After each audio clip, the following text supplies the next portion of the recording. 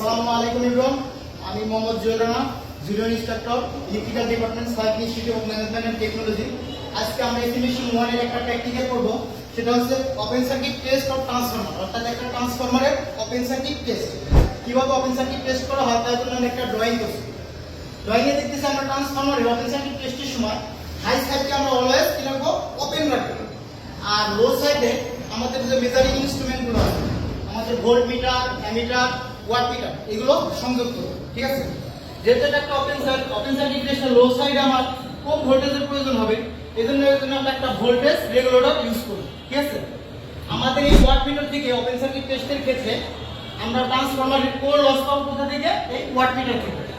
আর অ্যামিটারে পাবো আমরা ট্রান্সফরমারের নো লোড কারেন্ট। আর ভোল্ট মিটার আমরা যে কতটুকু ওপেন সার্কিট টেস্টের ক্ষেত্রে কতটুকু নো লোড ভোল্টেজ, সেটা আমরা এই ভোল্ট মিটার থেকে পাবো। ঠিক আছে, কিন্তু এই টেস্ট করার সময় আমাদের ছোট একটা জিনিস খেয়াল রাখতে হবে, অলওয়েজ মেজারিং ইনস্ট্রুমেন্ট গুলো লো সাইডে সংযোগ করতে হবে।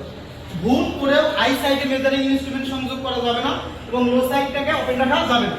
যদি এটা করো তাহলে হয়তো তোমার যে অ্যাকচুয়াল মানটা আসবে না এবং এই মিটারগুলোরও ক্ষতি হবে।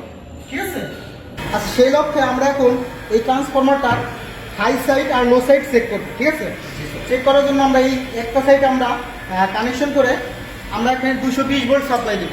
দেখি আমাদের সেকেন্ডারি সাইডে কত ভোল্টেজ পাওয়া যায়। হাতিও না কিন্তু এখানে লাইন দিচ্ছি, দেখো মিটার তোমরা শো করবে। হ্যাঁ, মিটারটা আমরা AC meter, AC volt meter set করে নিছি। এখন দেখো পাইমেটতে কত ভোল্টেজ আসে।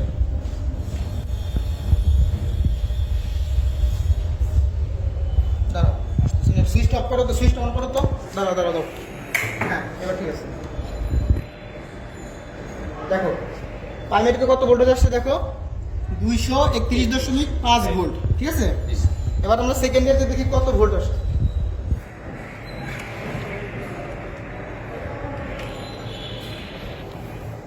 দেখো 28.73 ভোল্ট। ঠিক আছে, এই নোট এটা কিন্তু আমাদের খুব খেয়াল করতে হবে, আমরা যখন ওপেন সার্কিট টেস্ট করব তখন এই 28.75 ভোল্টের উপরে দেব না।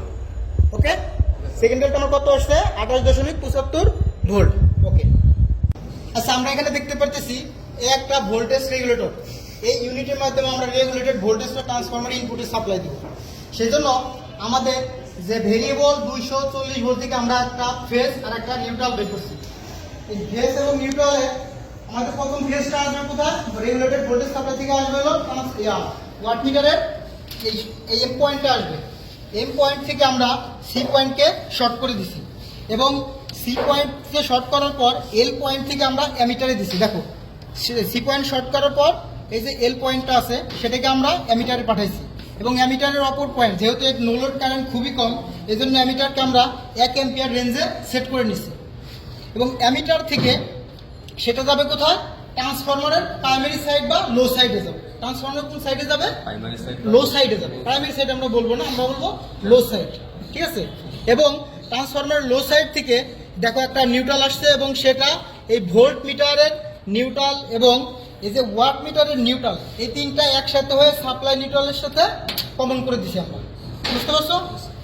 আচ্ছা আমরা এখন এটাকে পাওয়ার দিয়ে দেখবো যে আমাদের টেস্টটা ঠিক আছে কি না। ঠিক আছে, এখন আমরা পাওয়ার অন করি, তার জন্য আমরা আমাদের রেগুলেটরটাকে 0 পয়েন্টে সেট করে নেব। পাওয়ার দিলাম, এবার আমরা এই রেগুলেটরের সাহায্যে ভোল্টেজকে ধীরে ধীরে বাড়াবো। আমরা সর্বোচ্চ কত ভোল্টেজ পর্যন্ত বাড়াবো, 28.75 পর্যন্ত বাড়ানো যাবে, তাই না? আমরা দেখছিলাম আমরা সর্বোচ্চ এখানে 24 পর্যন্ত বাড়াবো। তাহলে বাড়াইতে থাকি, এখানে খেয়াল রাখবো, আর এখানে খেয়াল রাখবো অথবা আমরা এখানে খেয়াল রাখবো, কারণ এটা আমরা মিটার সেট করছি। এখানে আমাদের যে ডিসি পাওয়ার সাপ্লাই ইউনিটের একটা ভোল্ট মিটার দেওয়া আছে। তো আমরা দেখি বাড়াইতে থাকি, দেখো বাড়ে কিনা।